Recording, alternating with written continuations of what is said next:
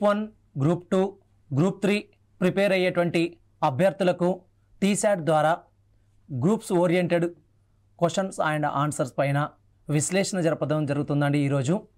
మరి ఈ విశ్లేషణలో భాగంగా గ్రూప్ 2కు ప్రిపేర్ అయ్యే, గ్రూప్ 3కి ప్రిపేర్ అయ్యేటువంటి అభ్యర్థుల కోసం ప్రత్యేకంగా ఎకానమీ క్లాస్కు సంబంధించినటువంటి విషయాలను, ఎకానమీలో ప్రశ్నపత్రాల సరళి ఏ విధంగా ఉంటుందో తెలుసుకుందాం.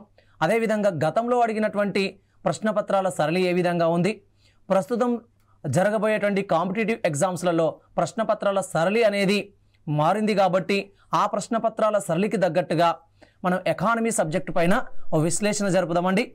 ఇప్పుడు ఎకానమీని బేస్ చేసుకుంటే గ్రూప్ 1 ప్రిలిమ్స్లో మనకు 2 టాపిక్స్ మీద సుమారుగా ఒక 24 మార్కులు రావడానికి అవకాశం ఉందండి.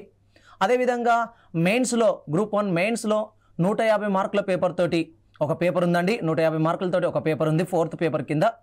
అదేవిధంగా గ్రూప్ 2లో కానీ గ్రూప్ 3లో కానీ ఎకానమీ పాయింట్ ఆఫ్లో ఒక పేపర్ ఉందండి 150 మార్కులతోటి. అంటే గ్రూప్ 2లో 150 మార్కులతోటి ఎకానమీ, గ్రూప్ 3లో ఎకానమీ పేపరు 150 మార్కులతోటి ఉందండి. మరి దీనిలోనే భాగంగా ఆ ఎకానమీలో ఎలాంటి అంశాలు ఉంటాయంటే ఇండియన్ ఎకానమీకి సంబంధించి పార్ట్ 1లో మెన్షన్ చేయడం జరిగిందండి. పార్ట్ 1లో ఇండియన్ ఎకానమీ 50 మార్కులకు సంబంధించిన క్వశ్చన్స్ ఉంటాయండి. పార్ట్ 2లో తెలంగాణ ఎకానమీకి సంబంధించి 50 క్వశ్చన్స్ ఉంటాయండి. పార్ట్ 3లో డెవలప్మెంట్ ఎకానమీ పాయింట్ ఆఫ్లో ఒక 50 క్వశ్చన్స్ ఉన్నాయి. మొత్తం 150 మార్కులకు సంబంధించి 3 పార్ట్స్ ఉన్నాయండి. Indian, Telangana, development economy point ఆఫ్లో వాటికి సంబంధించినటువంటి పాయింట్ ఆఫ్లో ఈరోజు మనం మాట్లాడుకుందామండి. మరి ఇక్కడ మొదటి ప్రశ్నకి వెళ్దామండి. ఇక్కడ భారత్లో హరిత విప్లవ పితామహుడు ఎవరు అనే పాయింట్ ఆఫ్లో మన క్వశ్చన్ ఉందండి. హరిత విప్లవం అండి, టాపిక్ వచ్చేసి హరిత విప్లవం. ఇక్కడ హరిత విప్లవం అంటే ఏంటిదండి? హరిత విప్లవం అండి గ్రీన్ రివల్యూషన్ అండి.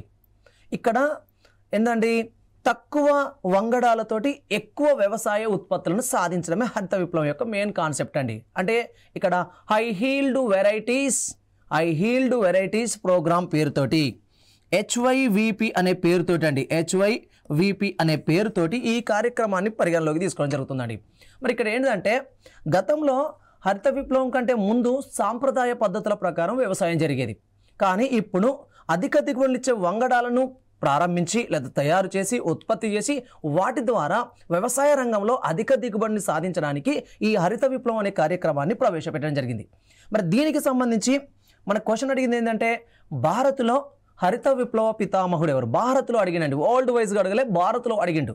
మరి ఇక్కడ ఆప్షన్లలో నార్మన్ బోర్లాంగ్ ఆప్షన్ ఏ కింద ఉందండి. నార్మన్ బోర్లాంగ్ అనేటువంటి ఆర్థికవేత్త అమెరికా దేశానికి సంబంధించిన వాడండి, అమెరికా దేశానికి సంబంధించిన వాడు. మరి ఇతను అమెరికా దేశానికి సంబంధించినటువంటి రాక్ఫెల్లర్ ఫౌండేషన్ వారు ఇచ్చినటువంటి ఆర్థిక సహాయంతో మనోడు ఇక్కడ ఎక్కడండి, మెక్సికో దేశంలోనండి, రాక్ఫెల్లర్ ఫౌండేషన్ వారు ఇచ్చినటువంటి ఆర్థిక సహాయంతో మెక్సికో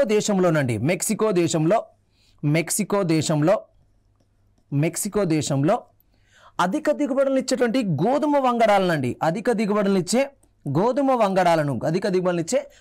వంగడాలను ఉత్పత్తి చేసేటువంటి పాయింట్ ఆఫ్లో వాటిని తయారు చేసి సక్సెస్ కావడం వలన ఈ నార్మన్ బోర్లాంగ్ను ప్రపంచవ్యాప్తంగా హరిత విప్లవ పితామహుడు అంటారండి.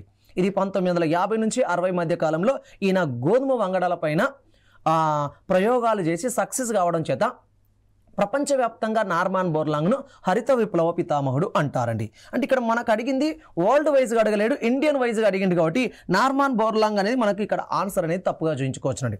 తర్వాత సెకండ్ వన్ తీసుకున్నట్లయితే అయితే ఇక్కడ భారత్లో అయితే MS స్వామినాథన్ను చెప్పుకోవచ్చునండి. ఎందుకంటే ప్రపంచవ్యాప్తంగా హరిత విప్లవం పాయింట్ ఆఫ్లో నార్మన్ బోర్లాంగ్ సక్సెస్ కావడంతో ఇండియాలో MS స్వామినాథన్ 1967లో ఖరీఫ్లోనండి, స్పెసిఫిక్గా ఖరీఫ్లో భారత్లో హై హీల్డ్ వెరైటీస్ ప్రోగ్రామ్ అనే పేరుతోటి MS స్వామినాథన్ అధిక దిగుబడులు ఇచ్చేటువంటి వంగడాల కార్యక్రమం పేరుతోటి హరిత విప్లవం అనే కార్యక్రమాన్ని ప్రవేశపెట్టి విజయవంతంగా భారత్లో అమలు చేయడం జరుగుతుందండి. అందుచేత భారత్లో MS స్వామినాథన్ను ఏమంటారంటే హరిత విప్లవ పితామహుడు. ఇక్కడ ఆన్సర్ వచ్చేసి MS స్వామినాథన్ మనం ఆన్సర్ చేసుకోవచ్చునండి. తర్వాత ఇక్కడ వర్గీస్ కురియన్ అండి, ఈయన శ్వేత విప్లవ పితామహుడు అండి. శ్వేత విప్లవ పితామహుడు ఎవరు అంటే వర్గీస్ కురియన్ అండి. తర్వాత అదేవిధంగా మహల్నోబిస్ అనేది పారిశ్రామిక రంగానికి సంబంధించిన పాయింట్ ఆఫ్లో లేదా రెండవ పంచవర్ష ప్రణాళికల పితామహుడు పాయింట్ ఆఫ్లో, లేదా జాతీయ ఆదాయ అంచనాల కమిటీకి చైర్మన్గా మహల్నోబిస్ని చెప్పుకోవచ్చు. అంటే మహల్నోబిస్కు దీనికి సంబంధం లేదండి. వర్గీస్ కురియన్ ఏమో శ్వేత విప్లవ పితామహుడు, భారత్లో హరిత విప్లవ పితామహుడు వచ్చేసి ఎంఎస్ స్వామినాథన్, ప్రపంచవ్యాప్తంగా హరిత విప్లవ పితామహుడు వచ్చేసి నార్మాన్ బోర్లాంగ్ చెప్పుకోవచ్చునండి. నెక్స్ట్ అదేవిధంగా తీసుకున్నట్లయితే ఇక్కడ మనం ఒక్కసారి తీసుకుందామండి. భారతీయ ఆహార సంస్థ అయినటువంటి FCIని ఎప్పుడు ప్రారంభించారు అనే పాయింట్ ఆఫ్లో క్వశ్చన్ అడిగినాడు. FCI ఇక్కడ FCI అండి, ఇక్కడ ఫుడ్ కార్పొరేషన్ ఆఫ్ ఇండియా అండి. Food corporation of India, food corporation of India అండి, ఫుడ్ కార్పొరేషన్ ఆఫ్ ఇండియా. మరి ఈ ఫుడ్ కార్పొరేషన్ ఆఫ్ ఇండియాను ఎప్పుడు అంటే ఒక్కసారి చూద్దామండి. ఆప్షన్లలో మనకి ఏంటంటే 1962, అదేవిధంగా 1976, అదేవిధంగా 1965, అదేవిధంగా 1969 ఈ ఆప్షన్లలో మనకు ఉన్నాయండి. ఇక్కడ 1962 అనేది చైనా వార్ జరిగినటువంటి అంశం అండి. ఇక్కడ మనకి ఎలాంటి సంబంధం దొరకదండి. అదేవిధంగా 1975లో కానీ ఎలాంటి అంశం లేదు. 1975లో మనకి ఏంటిదంటే ICDS అనే పథకం వచ్చిందండి. ICDS అనే పథకం రావడం జరిగింది.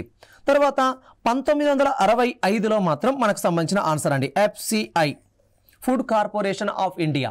ఫుడ్ కార్పొరేషన్ ఆఫ్ ఇండియాను ఎక్కడ ఏర్పాటు చేశారంటే న్యూఢిల్లీ ప్రధాన కేంద్రంగా ఏర్పాటు చేయడం జరిగిందండి. ఎక్కడండి? న్యూఢిల్లీ ప్రధాన కేంద్రంగా. ఈ FCIలో ఏమి నిల్వ చేయడం జరుగుతుందంటే భారతీయ ఆహార సంస్థలో ఇక్కడ దక్షిణ భారతదేశానికి సంబంధించి అయితే దక్షిణ భారతదేశానికి సంబంధించి అయితే మాత్రం ఇక్కడ బియ్యాన్ని అండి, దక్షిణ భారతదేశానికి సంబంధించి అయితే బియ్యాన్ని, అదేవిధంగా ఉత్తర భారతదేశానికి సంబంధించి అయితే మాత్రం గోధుమలను ఇక్కడ నిల్వ చేయడం జరుగుతుందండి. గోధుమలను నిల్వ చేయడం జరుగుతుంది అనేది కాన్సెప్ట్ అండి.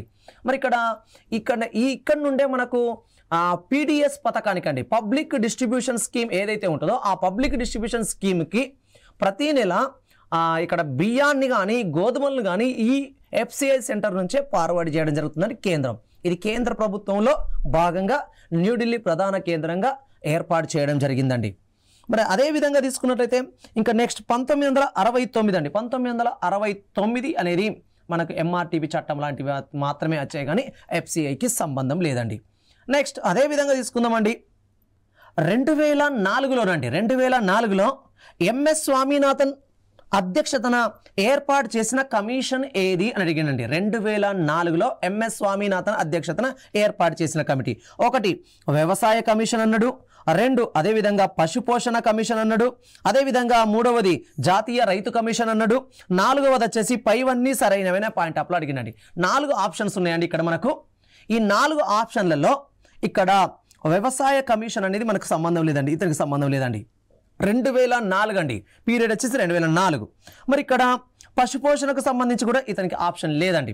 మరి ఇక్కడ ఈయనకు సంబంధించినటువంటి అంశం ఏంటంటే జాతీయ రైతు కమిషన్ అంటే ఇక్కడ మనకు మొదటిది కానీ రెండవది కానీ సరైనటువంటి అంశం కాదు కాబట్టి 4వది కూడా సరైనటువంటి అంశం కాదు. ఇక్కడ సరైనటువంటి అంశం ఏంటంటే జాతీయ రైతు కమిషన్ అండి. జాతీయ రైతు కమిషన్ను 2004లో MS స్వామినాథన్ అధ్యక్షతన ఏర్పడి, మరి ఏంటిదండి ఇక్కడ జాతీయ రైతు కమిషన్లో రైతులకు అంటే ఏంటిది, చిన్న సన్నకారు ఉపాంతర రైతులు ఎవరైతే ఉంటారో, ఈ చిన్న సన్నకారు ఉపాంతర రైతులు ఎవరైతే ఉంటారో వాళ్లకు సంబంధించి ఏంటిదండి నీటిపారుదల వసతిని ఎక్కువగా కల్పించడం, నీటిపారుదల సౌకర్యాన్ని కల్పించడం, అదేవిధంగా తీసుకున్నట్లయితే కనీస మద్దతు ధరలను కల్పించడం, అదేవిధంగా నీటిపారుదల ప్రాజెక్టు నిర్మాణాన్ని ఏర్పాటు చేయడం, ఖరీఫ్తో పాటు రబీకి కూడా నీటిపారుదల వ్యవస్థను ఏర్పాటు చేయడం, పండినటువంటి పంటకు కనీస మద్దతు ధరను కల్పించడం, అదేవిధంగా పంట నష్టపోతే అంటే ఏంటిది అతివృష్టి వల్ల కానీ అనావృష్టి వల్ల కానీ ఇతర ప్రకృతి వైపరీత్యాల వల్ల కానీ పంట నష్టపోతే దానికి కూడా ఇన్సూరెన్స్ను అందించాలి అనేది ఉద్దేశంతో జాతీయ రైతు కమిషన్ను 2004లో MS స్వామినాథన్ అధ్యక్షతన ఏర్పాటు చేయడం జరిగిందండి. నెక్స్ట్ అదే విధంగా తీసుకున్నట్లయితే సాంద్ర వ్యవసాయ జిల్లాల కార్యక్రమాన్ని ఎప్పుడు ప్రారంభించారండి? సాంద్ర వ్యవసాయ జిల్లాల కార్యక్రమాన్ని, ఇక్కడ సాంద్ర వ్యవసాయ జిల్లాల కార్యక్రమాన్ని అంటే IADP అనే కార్యక్రమం అండి. IADP intensive agriculture districts programme అండి. ఇంటెన్సివ్ అగ్రికల్చర్ డిస్ట్రిక్ట్స్ ప్రోగ్రామ్ అంటే సాంద్ర వ్యవసాయ జిల్లాల కార్యక్రమాన్ని. ఎందుకు అంటే ఇక్కడ ఒక్కసారి చూద్దామండి. మనకు వ్యవసాయం అంటే తెలుసు కానీ సాంద్ర వ్యవసాయం అండి అంటే ఇక్కడ మనం ఎంతైతే కొంత ల్యాండ్ని తీసుకుంటామో, ఎక్కడైతే పంట అయితే బాగా వస్తుందో ఆ ప్రాంతంలో రావాల్సిన పంట కంటే అదనపు ఉత్పత్తిని సాధించడం సాంద్ర వ్యవసాయం యొక్క ముఖ్య ఉద్దేశం అండి. ఒక ప్రాంతంలో వరి పంట బాగా పండుతుందండి. ఫర్ ఎగ్జాంపుల్ ఒక ఎకరంలో 40 బస్తాల పంట పడుతుందండి. 40 బస్తాలు పండాల్సిన చోట 50 బస్తాల కోసం ప్రయత్నం చేసే ఉద్దేశంతో ప్రారంభించబడిన పథకమే IADP అండి. మరి దీన్ని ఎప్పుడు ప్రారంభించారండి? ఆప్షన్లో చూడండి. 1970-71, తర్వాత 1975-76, తర్వాత 1980-81, 1960-61 అండి. మరి ఇక్కడ చూద్దామండి. 1970-71లో దీనికి సంబంధం లేదండి. తర్వాత 1975-76లోనండి ICDS లాంటి పథకాలు మాత్రమే దీనిలో వచ్చినాయి కానీ మనకు ఇక్కడ IADP అనే పథకం రాలేదండి. తర్వాత 1980-81 అండి. 1980-81లో ఏంటండి IRDP లాంటి పథకంలో మాత్రం వచ్చినాయండి. IRDP integrated rural development programme అనే పథకం వచ్చింది కానీ ఇక్కడ సాంద్ర వ్యవసాయ జిల్లాల కార్యక్రమం రాలేదు. మరి ఇక్కడ ఒకసారి చూద్దామండి. ఆప్షన్ డి 1960-61 అండి. 1960-61లోనే మన స్కీమ్ను ప్రారంభించారండి. Intensive agriculture districts programme. దీన్ని దేశవ్యాప్తంగా ఎన్ని జిల్లాలు అంటే దేశవ్యాప్తంగా అండి. దీన్ని దేశవ్యాప్తంగా మొత్తం 7 జిల్లాలలో దీన్ని ప్రారంభించడం జరిగిందండి. ఎన్ని జిల్లాల్లో నుండి? 7 జిల్లాల్లో దీన్ని ప్రారంభించడం జరిగింది. 7 జిల్లాల్లో దీన్ని ప్రారంభించారు. మరి ఇక్కడ 7 జిల్లాల్లో వివిధ పంటలు తీసుకున్నారండి. 7 జిల్లాలో దేశవ్యాప్తంగా 7 జిల్లాలు. ఆంధ్రప్రదేశ్ నుంచి పశ్చిమ గోదావరి జిల్లా, బీహార్ నుంచి షాహాబాద్ జిల్లా, మధ్యప్రదేశ్ నుంచి రాయపూర్ జిల్లా, తమిళనాడు నుంచి తంజావూరు జిల్లా, పంజాబ్ నుంచి లూధియానా జిల్లా, అదేవిధంగా ఉత్తరప్రదేశ్ నుంచి అలీగఢ్ జిల్లా, అదేవిధంగా రాజస్థాన్ నుంచి పాలి అనేటువంటి జిల్లాను తీసుకోవడం జరిగిందండి. ఇట్లా 7 రాష్ట్రాల నుంచి 7 జిల్లాలు తీసుకోవడం జరిగింది. ఇక్కడ 7 రాష్ట్రాల నుంచి 7 జిల్లాలు తీసుకొని ఆ జిల్లాలలో ఏ పంటలనైతే ఎంపిక చేసుకున్నారో ఆ పంటలలో రావాల్సిన ఉత్పత్తి కంటే అదనపు ఉత్పత్తిని సాధించే ఉద్దేశంతో ఈ సాంద్ర వ్యవసాయ జిల్లాల కార్యక్రమాన్ని ప్రారంభించడం జరిగిందండి. ఇక్కడ మనకు రైట్ ఆన్సర్ వచ్చేసి 1960-61 అండి. అదేవిధంగా నెక్స్ట్ క్వశ్చన్ మనం ఒకసారి తీసుకున్నట్లయితే ఇక్కడ భారీ పరిశ్రమలన్నింటినీ ప్రభుత్వ రంగంలోనే నెలకొల్పాలి అన్న కాన్సెప్ట్ తోటి ఏ పారిశ్రామిక విధాన తీర్మానాన్ని ప్రారంభించారని క్వశ్చన్ అడిగిండండి. భారీ పరిశ్రమలు ఏవైతే ఉంటాయో ఇనుము ఉక్కు పరిశ్రమలు కానీ, అదేవిధంగా రవాణా కానీ, అదేవిధంగా రైల్వేలు కానీ, అదేవిధంగా విమానయాన పరిశ్రమలు కానీ, ఇలాంటి భారీ పరిశ్రమలు ఏవైతే ఉంటాయో అవన్నింటినీ ఏ పారిశ్రామిక విధాన తీర్మానంలో ప్రారంభించారు అనే పాయింట్ ఆఫ్లో అడిగిండండి. ఆప్షన్ ఏ 1948 పారిశ్రామిక విధాన తీర్మానం, 1977 పారిశ్రామిక విధాన తీర్మానం, 1991 పారిశ్రామిక విధాన తీర్మానం. ఆప్షన్ డి వచ్చేసి 1956 అండి. ఇక్కడ చూద్దామండి. 1948 అనేది మొదటి పారిశ్రామిక విధాన తీర్మానం అండి. First industrial policy resolution policy అండి. ఫస్ట్ ఇండస్ట్రియల్ పాలసీ రిజల్యూషన్ అండి. ఫస్ట్ ఇండస్ట్రియల్ పాలసీ రిజల్యూషన్ మొదటి పారిశ్రామిక విధాన తీర్మానాన్ని 1948 ఏప్రిల్ 6 నాడు ప్రారంభించారండి. ఏప్రిల్ 6 నాడు ప్రారంభించడం జరిగింది. మరి ఈ తీర్మానంలో భారత్ను మిశ్రమ ఆర్థిక వ్యవస్థగా ప్రకటించారు కానీ అమల్లోకి రాలేదు. అదేవిధంగా 1977లో జనతా ప్రభుత్వం ఏ పారిశ్రామిక విధాన తీర్మానాన్ని తీసుకొచ్చిందంటే 1977 పారిశ్రామిక విధాన తీర్మానాన్ని ప్రారంభించిందండి. ఎప్పుడండి? డిసెంబర్లో దీన్ని తీసుకురావడం జరిగిందండి. ఈ పారిశ్రామిక విధాన తీర్మానం యొక్క ముఖ్య ఉద్దేశం ఏంటిది అంటే జిల్లా స్థాయిలో పారిశ్రామిక కేంద్రాలను ఏర్పాటు చేయాలి, చిన్న తరహా పరిశ్రమలను అభివృద్ధి పరచాలి అన్న కాన్సెప్ట్ తోటి జనతా ప్రభుత్వం అంటే అప్పటి మొరార్జీ దేశాయ్ గవర్నమెంట్ ఇక్కడ 1977 పారిశ్రామిక విధాన తీర్మానాన్ని ప్రవేశపెట్టింది. జిల్లా స్థాయిలో పారిశ్రామిక కేంద్రాలను ఏర్పాటు చేయాలి, అదేవిధంగా చిన్న తరహా పరిశ్రమలు అభివృద్ధి పరచాలన్న కాన్సెప్ట్తో దీన్ని ప్రారంభించండి. అంటే ఇక్కడ ఒక్కసారి చూద్దామండి. మొదటి పారిశ్రామిక విధాన తీర్మానం దీనికి సంబంధించిందా అంటే కాదండి. మరి రెండవ పారిశ్రామిక అదేవిధంగా 1977కు సంబంధించినటువంటి కాన్సెప్ట్ దీనికి సరైందా అంటే సరైనది కాదండి.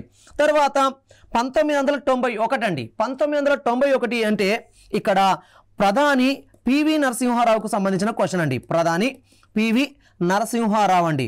ప్రధాని పివి నరసింహారావుకు సంబంధించిన క్వశ్చన్ అండి. భారత్లో 1991 జూలై 24 నాడు అండి. 1991 జూలై 24 నాడు భారత్లో అప్పటి ప్రధాని అయినటువంటి పివి నరసింహారావు నూతన ఆర్థిక సంస్కరణలు ప్రవేశపెట్టి ఆ నూతన ఆర్థిక సంస్కరణలో భాగంగానే భారత్ను మిశ్రమ ఆర్థిక వ్యవస్థగా అమల్లోకి తీసుకురావడం. అంటే ఏంటి 1991 జూలై 24 నాడు భారత్ను మిశ్రమ ఆర్థిక వ్యవస్థగా అమల్లోకి తీసుకొచ్చింది ప్రధాని పివి నరసింహారావు. అంటే ఇక్కడ మిశ్రమ ఆర్థిక వ్యవస్థకు సంబంధించిన క్వశ్చన్ ఇదండి. తర్వాత ఆప్షన్ డి తీసుకుందామండి. 1956 1956 ఏప్రిల్ 30 నాడండి. ఏప్రిల్ 30 నాడు రెండవ పారిశ్రామిక విధాన తీర్మానాన్ని ప్రారంభించారండి. రెండవ పారిశ్రామిక విధాన తీర్మానం అంటారు దీన్ని.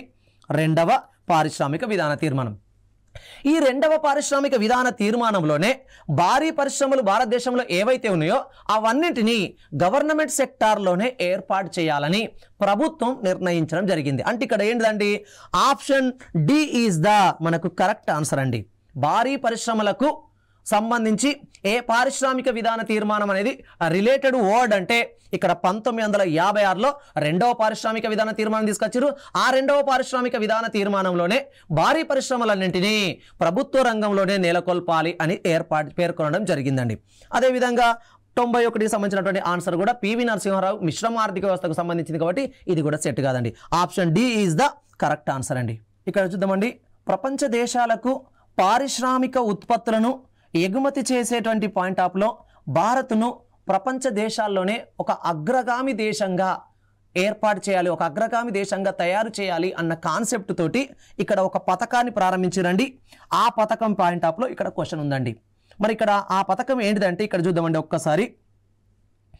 ఇక్కడ ఆప్షన్ ఏలో పారిశ్రామిక పోర్టల్ అనే పేరుతోటి ఒకటి, అదేవిధంగా ఆప్షన్ బిలో ఇక్కడ మేక్ ఇన్ ఇండియా అనేటువంటి కాన్సెప్ట్ తోటి ఒక ప్రోగ్రాము, ఆప్షన్ సిలో పారిశ్రామిక విధానం అనే పేరుతోటి ఒక ఆప్షను, అదేవిధంగా ఆప్షన్ డిలో పారిశ్రామిక కారిడార్. ఇక్కడ చూద్దామండి. పారిశ్రామిక పోర్టల్ అనేది పారిశ్రామిక రంగాలకు సంబంధించినటువంటి అంశాన్ని తెలియజేస్తుందండి. తర్వాత ఇక్కడ ఆప్షన్ బి అనేది అంటే ఇక్కడ ఆప్షన్ ఏ అనేది దీనికి సంబంధం లేదండి. ఆప్షన్ బి అనేది దీనికి సంబంధం లేదండి. ఆప్షన్ బి తీసుకుందామండి. Option B make in India.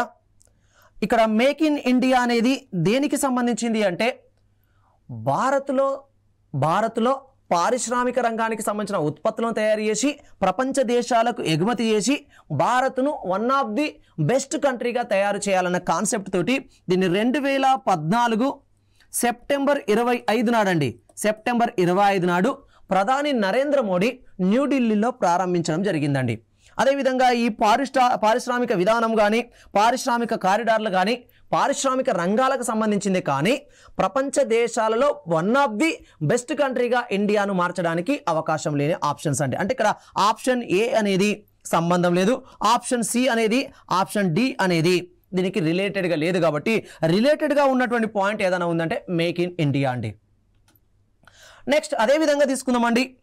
భారత్లో సెజ్ల చట్టాన్ని చేసింది ఎప్పుడండి? సెజ్ స్పెషల్ ఎకనామిక్ జోన్ అండి. స్పెషల్ ఎకనామిక్ జోన్ ప్రత్యేక ఆర్థిక మండలి లేదా ప్రత్యేక ఆర్థిక మండళ్ళు అండి. మరి ఇక్కడ మొదటి ఆప్షన్ 2001, అదేవిధంగా రెండో ఆప్షన్ 2009, మూడవది 1999, నాలుగవది 2005 అండి. సెజ్లకు సంబంధించినటువంటి ప్రతిపాదన అండి. సెజు ప్రతిపాదనలు 2000 సంవత్సరంలో చేస్తే 2005లో సెజ్ల చట్టాన్ని చేయడం జరిగిందండి. సెజ్ల చట్టాన్ని చేయడం జరిగింది 2005లోనండి. మరి సెజ్లను ఎప్పుడు అమల్లోకి తీసుకొచ్చారంటే 2006 నుండి సెజ్లను అమల్లోకి తీసుకురావడం జరిగిందండి. ఇక్కడ మనకు చూసుకున్నట్లయితే option D is the correct answer అండి. Option D is the correct answer. Next అదేవిధంగా చూసుకుందామండి. మిశ్రమ ఆర్థిక వ్యవస్థ ఉద్దేశం కింది వాటిలో ఏది అడిగిండండి? మిశ్రమ ఆర్థిక వ్యవస్థ మిక్స్డ్ ఎకానమీ మీదకి వెళ్ళి అడిగిండండి. మిక్స్డ్ ఎకానమీ మిక్స్డ్ ఎకానమీ అండి.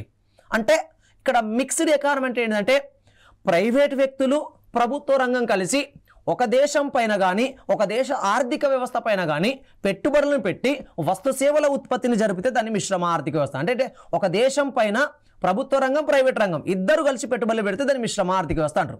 మరి మిశ్రమ ఆర్థిక వ్యవస్థలో ఇక్కడ ఏంటండి లిబరలైజేషన్ అనే ఆప్షన్ ఇచ్చిండు, ప్రైవేటైజేషన్ అనే ఆప్షన్ ఇచ్చిండు, గ్లోబలైజేషన్ అనే ఆప్షన్ ఇచ్చిండు. ఈ మూడు కూడా మిశ్రమ ఆర్థిక వ్యవస్థకు సంబంధించిన నమూనాలే. అంటే వీటిని ఏమంటారంటే ఎల్పిజి నమూనా అండి.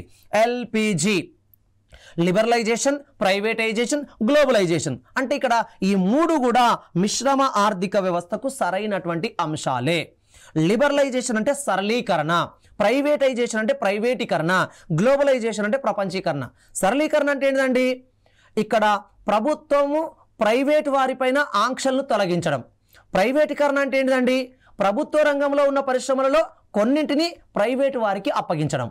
మూడవది ఏంటిదండి ఇక్కడ ప్రపంచ దేశాలను భారత్లోకి ఆహ్వానించి వ్యాపారం కానీ వాణిజ్యం కానీ చేయడం అండి. ఇదంతా మిక్స్డ్ ఎకానమీకి రిలేటెడ్ పాయింట్ అండి.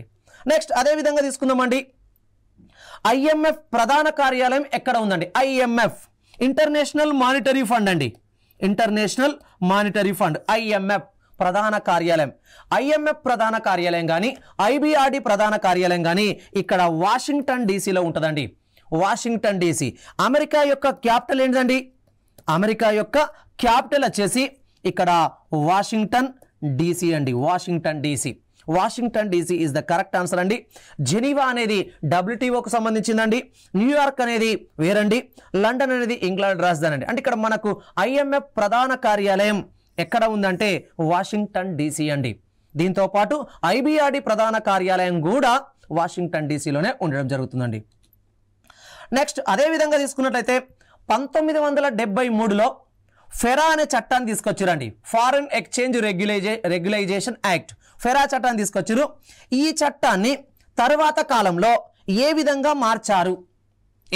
మార్చారనే పాయింట్ ఆఫ్లో క్వశ్చన్ అడిగినండి. ఏంటండి 1973లో ఫెరా చట్టాన్ని విదేశీ మారక వ్యవహారాల నియంత్రణ చట్టంగా తీసుకురావడం జరిగింది. తర్వాత దీన్ని 1999లో దేనిగా మార్చారని అడిగిండండి. 1990 అంటే 1973లో ఫెరా అని చట్టం వస్తే ఆ ఫెరాను 1999లో ఏ విధంగా మార్చారు అంటే ఇక్కడ చూద్దామండి. FCI food corporation of India కాదండి. భారతీయ ఆహార సంస్థలకు సంబంధించినటువంటి అంశం కాదండి. అదేవిధంగా చూసుకున్నట్లయితే సెకండ్ వన్ FRBMA యాక్ట్ అండి. ఇది ఏంటండి కోశ విధానాలను నియంత్రించడానికి, అదేవిధంగా రెవెన్యూ లోటు విధానాలను కోశ విధానానికి సంబంధించినటువంటి లోటు విధానాలను నియంత్రించడానికి FRBMA యాక్ట్ 2003లో చేశారండి. ఇది కూడా సంబంధం లేదండి. తర్వాత ఫెమా అండి. FEMA is the correct answer అండి. ఫారెన్ ఎక్స్చేంజ్ మేనేజ్మెంట్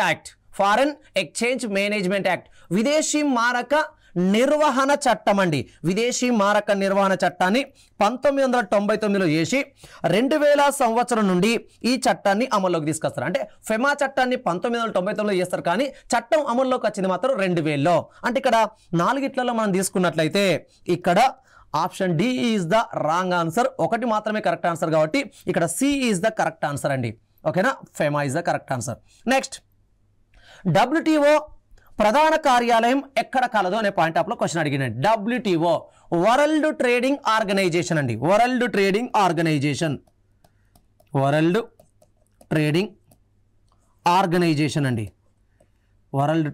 ఆర్గనైజేషన్ ప్రపంచ వాణిజ్య సంస్థ అండి. ప్రపంచ వాణిజ్య సంస్థను ఇక్కడ ఏంటండి దానికి సంబంధించిన ప్రధాన కార్యాలయం అడిగిండండి. ఇక్కడ ఒకసారి చూద్దామండి. గతంలో మనకు 1929లోనండి ప్రపంచవ్యాప్తంగా అతిపెద్ద ఆర్థిక మాంద్యం సంభవించింది. ఆ ఆర్థిక మాంద్యం కారణంగా చాలా దేశాలు వ్యాపారం పరంగా వాణిజ్య పరంగా డిస్టర్బ్ అవుతాయి. ఆ డిస్టర్బ్ అయినటువంటి దేశాలన్నీ కలిసి 1945లో అమెరికా రాజధాని అయినటువంటి అమెరికా దేశంలోని న్యూ హాంప్షైర్ అనే రాష్ట్రంలో గల బ్రిటన్ వుడ్స్ నగరంలో ఒక సమావేశాన్ని చాలా దేశాలు ఏర్పాటు చేసుకుంటాయండి. ఎట్లా? ఆర్థిక మాంద్యం వల్ల 1929లో ఏర్పడిన ఆర్థిక మాంద్యం వల్ల ప్రపంచంలోని చాలా దేశాలు నష్టపోతాయి. కాబట్టి నష్టపోయిన దేశాలన్నీ కలిసి ఆర్థిక మాంద్యం తర్వాత అంటే 1945లో అమెరికాలోని న్యూ హాంప్షైర్ అనే రాష్ట్రంలో గల బ్రిటన్ వుడ్స్ నగరంలో అన్ని దేశాలు కలిసి సమావేశాన్ని ఏర్పాటు చేసుకుని ఒక 3 సంస్థలను ఏర్పాటు చేసుకోవాలనుకుంటున్నాను. ఒకటేమో IMF, రెండవదేమో IBRD, మూడవదేమో ITO అండి. IMF అంటే ఇంటర్నేషనల్ మానిటరీ ఫండ్, అంతర్జాతీయ ద్రవ్యనిధి సంస్థ. IBRD అంటే international bank for reconstruction and development, ప్రపంచ బ్యాంకు. అదేవిధంగా ITO అంటే ఇంటర్నేషనల్ ట్రేడింగ్ ఆర్గనైజేషన్, అంటే ప్రపంచ వాణిజ్య సంస్థ, అంతర్జాతీయ వాణిజ్య సంస్థ. ఈ మూడింటిని ఏర్పాటు చేసుకోవాలనుకుంటారు. కానీ ఇక్కడ ఈ మొదటి రెండింటిని మాత్రమే అమెరికన్ గవర్నమెంట్ ఏర్పాటు చేయడానికి ఒప్పుకుంటుంది, కానీ ITO ఏర్పాటును ఒప్పుకోదు. అందుకే 1945లో ఇవి ఏర్పడాయి. ITO స్థానంలోనే ఇక్కడ WTOని తీసుకురావడం జరుగుతుందండి 1995లోనండి. ఓకేనా, రైట్. ఇక్కడ దీని యొక్క ప్రధాన కార్యాలయం అండి New York is the wrong answer. అదేవిధంగా London is the not wrong answer. ఇది వాషింగ్టన్ DC అనేది IMF IBRDలకు సంబంధించినటువంటి క్యాపిటల్ అండి. IMF IBRD యొక్క ప్రధాన కార్యాలయం. అదేవిధంగా ఇక్కడ WTOకు సంబంధించినటువంటి ఆన్సర్ వచ్చేసి జెనీవా అండి. జెనీవా అనేది ప్రధాన కార్యాలయం WTOకు సంబంధించిందండి. రైట్. నెక్స్ట్ అదేవిధంగా తీసుకుందామండి, బాంబే ప్రణాళిక ఏ ఆర్థిక వ్యవస్థ లక్షణాలను కలిగి ఉందండి? బాంబే ప్రణాళిక ఏ ఆర్థిక వ్యవస్థ లక్షణాలు కలిగి ఉంది? 1 పెట్టుబడిదారీ ఆర్థిక వ్యవస్థ, 2 సామ్యవాద ఆర్థిక వ్యవస్థ, 3 మిశ్రమ ఆర్థిక వ్యవస్థ. పెట్టుబడిదారీ ఆర్థిక వ్యవస్థ అనేది ప్రైవేట్ వ్యక్తులకు సంబంధించిందండి. దీన్ని రూపొందించింది ఎవరు అంటే ఆడమ్ స్మిత్. సామ్యవాద ఆర్థిక వ్యవస్థ ఎవరికి సంబంధించిందంటే ప్రభుత్వ రంగానికి సంబంధించిందండి. దీన్ని రూపొందించింది ఎవరు అంటే కార్ల్ మార్క్స్ అండి. మిశ్రమ ఆర్థిక వ్యవస్థ అండి. మిశ్రమ ఆర్థిక వ్యవస్థను రూపొందించింది ఎవరు అంటే JM కీన్స్ అంటారండి. ఇతన్ని ఆధునిక అర్థశాస్త్ర పితామహుడని. కార్ల్ మార్క్స్ ఏమో socialist economy, father of socialist economy అని. అదేవిధంగా తీసుకున్నట్లయితే పెట్టుబడిదారీ ఆర్థిక వ్యవస్థ పితామహుడేమో ఆడమ్ స్మిత్ అండి. అంటే పెట్టుబడిదారీ ఆర్థిక వ్యవస్థ ప్రైవేట్ రంగాలకు సంబంధించింది, సామ్యవాద ఆర్థిక వ్యవస్థ ప్రభుత్వ రంగాలకు సంబంధించింది, మిశ్రమ ఆర్థిక వ్యవస్థ 2 రంగాలకు, ప్రభుత్వ ప్రైవేట్ రంగాలకు సంబంధించింది. మరి దీనిలో బాంబే ప్రణాళిక ఏ ఆర్థిక వ్యవస్థ? బాంబే ప్రణాళిక అనేది తెలిస్తే తప్ప మనకి ఇక్కడ ఆన్సర్ చేయరాదండి. బాంబే ప్రణాళికలో 8 మంది ప్రైవేట్ వ్యక్తులు కలిసి రూపొందిస్తారు. ప్రైవేట్ వ్యక్తుల ఆధ్వర్యంలో రూపొందించబడిన ఏ ప్రణాళిక అయినా ఏ ఆర్థిక వ్యవస్థ లక్షణాలు అంటే పెట్టుబడిదారీ ఆర్థిక వ్యవస్థ లక్షణాలను కలిగి ఉంటుంది. ఇక్కడ గవర్నమెంట్కు సంబంధించింది సోషలిస్ట్ ఎకానమీ, ఇద్దరికి సంబంధించి మిక్స్డ్ ఎకానమీ. కాబట్టి ఇక్కడ ఈ 3 ఆన్సర్లు అనేవి మనకు రాంగ్గా ఉంటాయండి. నెక్స్ట్ అదేవిధంగా తీసుకున్నట్లయితే గాంధేయ ప్రణాళికను ఎవరు రూపొందించారు? గాంధేయ ప్రణాళికను ఎవరు రూపొందించారు? ఆప్షన్ A MN రాయ్ అండి. ఆప్షన్ B 8 మంది పారిశ్రామికవేత్తలండి. Option C SN Agarwal. Option D Jayaprakash Narayan అండి. ఇక్కడ ఒక్కసారి గాంధేయ ప్రణాళిక అంటే 1944లోనండి. 1944లో మహాత్మా గాంధీ ఆశయాల మేరకు 1944లో SN అగర్వాల్ గారు దీన్ని ప్రారంభిస్తారండి. శ్రీమన్నారాయణ అగర్వాల్ గారు. మరి ఇక్కడ ఈ శ్రీమన్నారాయణ అగర్వాల్ అనేది దీనికి రిలేటెడ్గా ఉందండి. అంటే ఇక్కడ ఆన్సర్ అనేది చేసుకోవచ్చు. మరి MN రాయ్ ఏంటిదండి? MN రాయ్ ప్రజా ప్రణాళికను రూపొందిస్తారండి. MN రాయ్ ప్రజా ప్రణాళిక, పీపుల్ ప్లాన్ అండి. ప్రజా ప్రణాళికను రూపొందించింది MN రాయ్ 1945లోనండి. అదేవిధంగా 8 మంది పారిశ్రామికవేత్తల ఆధ్వర్యంలో రూపొందించబడిన ప్రణాళిక ఏంటిదంటే బాంబే ప్రణాళిక. అదేవిధంగా ఇక్కడ చూద్దామండి, జయప్రకాష్ నారాయణ ఆధ్వర్యంలో రూపొందించబడింది ఏ ప్రణాళిక అంటే సర్వోదయ ప్రణాళిక. ఏ సంవత్సరంలో అంటే 1950లోనండి. 1950లో. బాంబే ప్రణాళిక 1943-44 సంవత్సరానికి సంబంధించిందండి. ప్రజా ప్రణాళిక 45 సంవత్సరానికి సంబంధించింది. 1944లో SN అగర్వాల్ రూపొందించబడిన గాంధేయ ప్రణాళిక అండి. SN Agarwal is the correct answer. ఇప్పటి వరకు ఇన్ని క్వశ్చన్స్ మనం నేర్చుకున్నామండి. మరుసటి క్లాసులో మరిన్ని క్వశ్చన్స్ను మనం TSAT ద్వారా నేర్చుకుందామండి.